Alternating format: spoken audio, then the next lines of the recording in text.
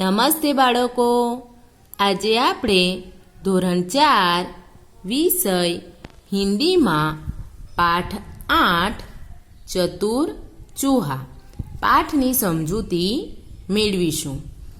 અહીં આપણને ચતુર ચૂહા પાઠનું ચિત્ર બતાવવામાં આવ્યું છે. આ ચિત્રને આપણે બરાબર જોઈશું. ચિત્રમાં આપણને ચૂહા यानी कि उंदर અને દરજી यानी कि દરજીનું ચિત્ર જોવા મળે છે. બંને વચ્ચે વાર્તાલાપ થાય છે તે આપણે પાઠની સમજૂતીમાં જોઈશું.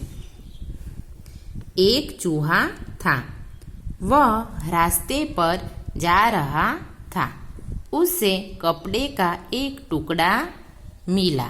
वह उसे लेकर आगे बढ़ा. उसने एक दर्जी की दुकान देखी. दर्जी के पास जाकर उसने कहा, यानी कि एक उंदर હતો. તે રસ્તા પર જઈ રહ્યો હતો. તેને રસ્તા પરથી એક કાપડનો ટુકડો મળ્યો. તેને લઈને તે આગળ વધ્યો. તેણે રસ્તા પર એક દરજીની દુકાન જોઈ. દરજી પાસે જઈને ઉંદરે કહ્યું, ચૂહા दर्जी रे दर्जी, इस कपड़े की टोपी सी दे. दर्जी, यह कौन बोल रहा है? चूहा, मैं चूहा बोल रहा हूँ. इसकी एक टोपी सी दे. दर्जी, चल रास्ता नाप, वरना कैंची उठाकर मारूंगा. चूहा, अरे तू मुझे डरा रहा है. कचहरी में जाऊंगा, सिपाही को बुलवाऊंगा, तुझे खूब पिटवाऊंगा और तमाशा देखूंगा. यह सुनकर दर्जी डर गया. उसने झटपट टोपी सी दी.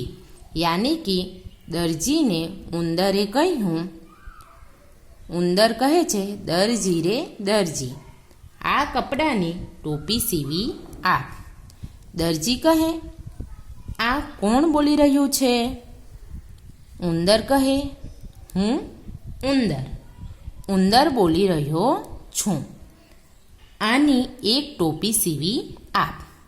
દરજી કહે, ચાલ રવાના થઈ જા, નહીં તો કાતર ઉઠાવીને મારીશ. ચૂહા કહે, ઉંદર કહે, અરે તું મને ડરાવી રહ્યો છે. આ સાંભળીને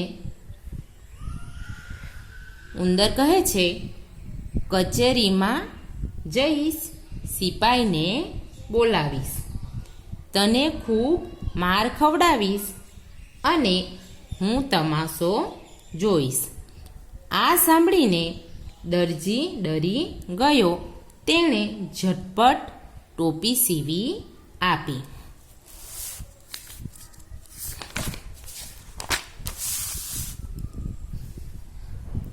टोपी पहनकर चूहा आगे बढ़ा. रास्ते में कसीदाकार की दुकान देखी. चूहे को टोपी पर कसीदा कढ़ाने की इच्छा हुई. यानी कि टोपी પહેરીને ઉંદર આગળ વધ્યો. આગળ વધતા રસ્તામાં તેણે ભરતકામ કરવાની દુકાન જોઈ.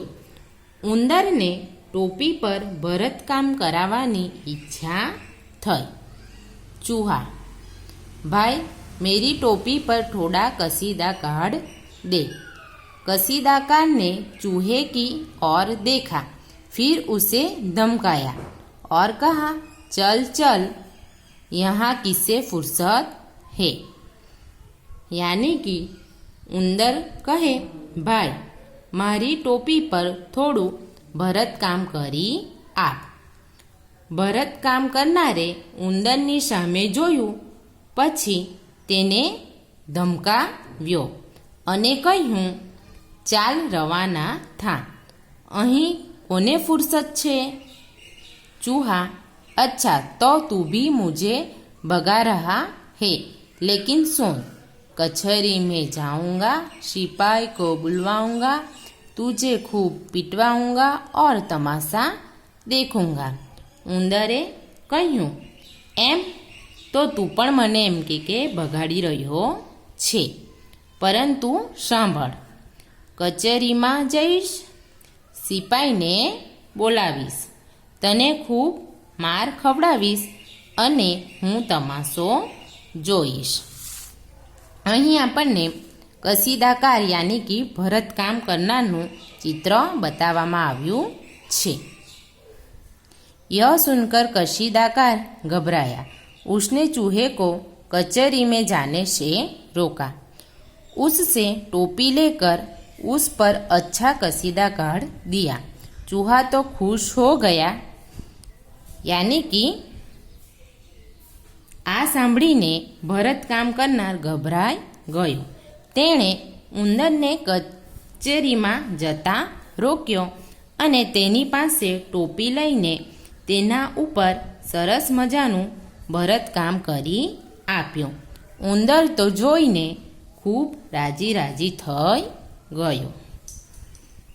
તો બાળકો, અહીં આપણો પાઠ 8 ચતુરચૂહા પૂર્ણ થાય છે. પાઠમાં આવતા કેટલાક નવા શબ્દાર્થ અહીં આપણને આપવામાં આવ્યા છે, તે આપણે સમજીશું.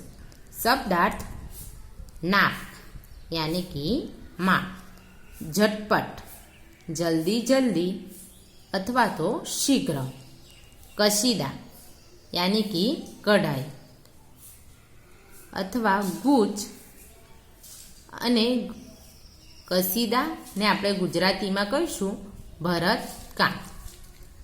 ફુરસત, ફુરસત યાની કે અવકાશ, અવકાશ ફુરસત ને આપણે ગુજરાતીમાં નવરાશ પણ કહી શકીએ. કચહરી, કચહરી યાની કે અદાલત. સિપાઈ, સિપાઈ યાની કે સૈનિક. કેંચી, કેંચીને આપણે ગુજરાતીમાં શું કહીશું? કાતર.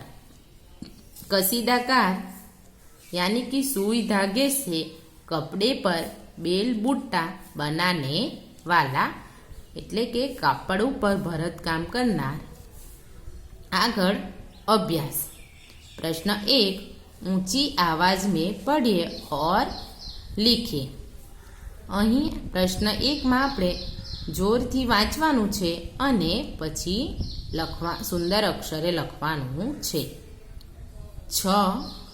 स्वच्छ, मच्छर, अच्छा, इच्छा. बुलवाऊंगा, पिटवाऊंगा, जाऊंगा. ई, कढ़ाई, पढ़ाई, बधाई. ध्यान, अयोध्या, ध्यान. स्वाध्याय, अध्याय. व्यसन, व्यापार. वायव्य, કર્તવ્ય. તો આપણે જોડકણા શબ્દ ને જોરથી બોલતા શીખીશું. આ બધા શબ્દો આપણે જોરથી વાંચીશું. આગળ પ્રશ્ન 2, નીચે દિए गए चित्र का मौखिक वर्णन कीजिए. અહીં આપણને એક ચિત્ર આપવામાં આવ્યું છે.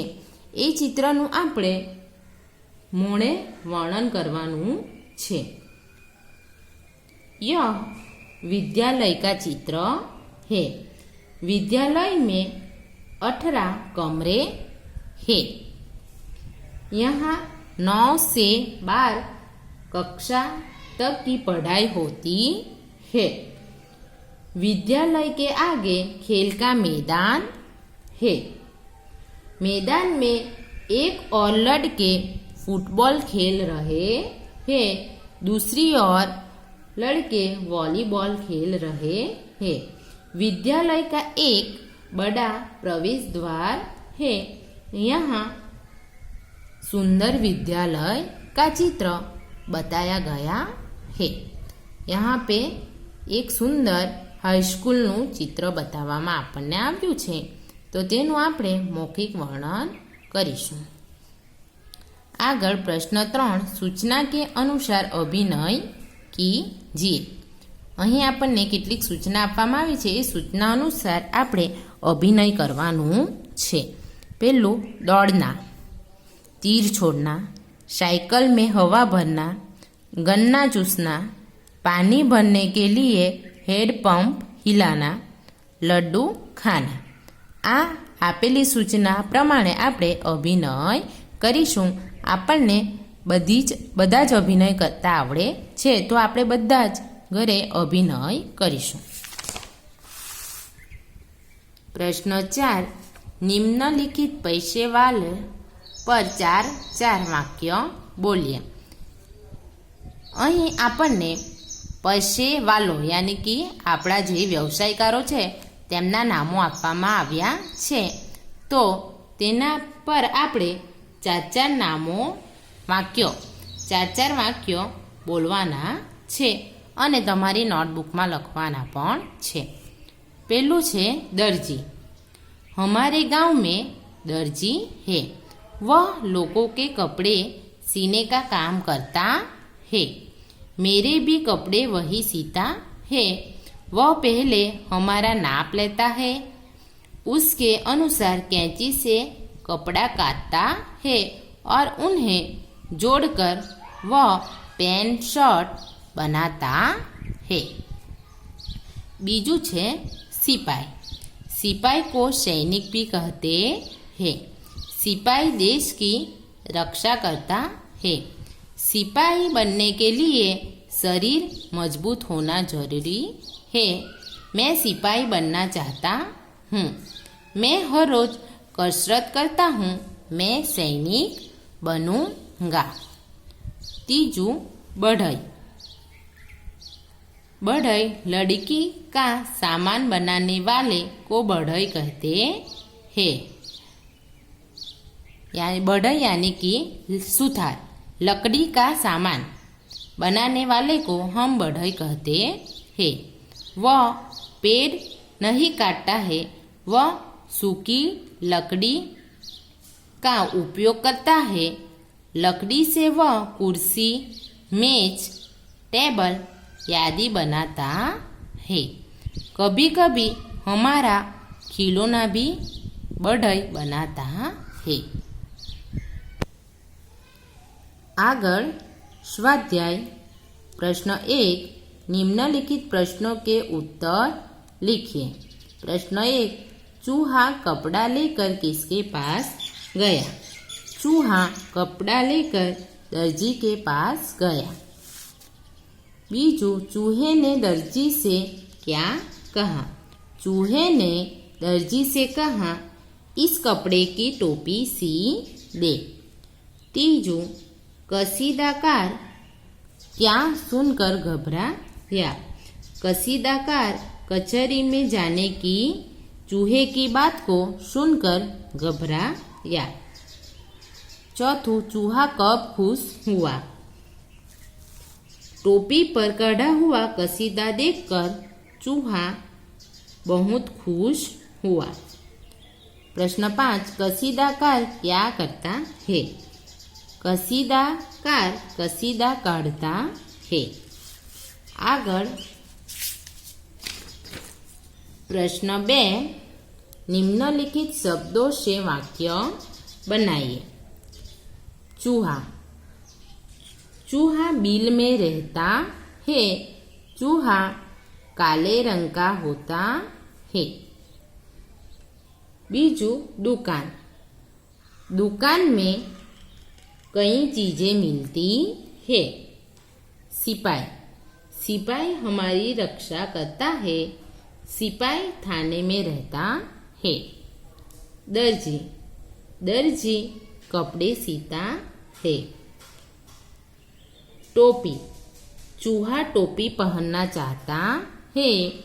टोपी सिर पर पहनी जाती है. कचहरी. कचहरी कसीदाकार ने चूहे को कचहरी में जाने से रोका. अथवा तो मैं कचहरी में जाऊंगा. प्रश्न 3, अगर चूहा धोबी की दुकान पर जाता तो क्या कहता? એટલે કે उंदर धोबीनी दुकान पर जाए तो ते શું कहते? अगर चूहा धोबी की दुकान पर जाता तो धोबी से कपड़ा धोने को कहता। प्रश्न 4, अगर दर्जी और कसीदाकार चूहे की बात से नहीं डरते तो चूहा क्या करता? अगर दर्जी और कसीदाकार चूहे की बातें सुनकर नहीं डरते तो वह सचमुच सिपाही को बुला लाता और उन्हें विनंती करता। અહીં આપણું પાઠ 8નું સ્વાધ્યાય પૂર્ણ થાય છે. આગળ સ્વાધ્યાય પોથીનું સ્વાધ્યાય આપણે આગળ જોઈશું.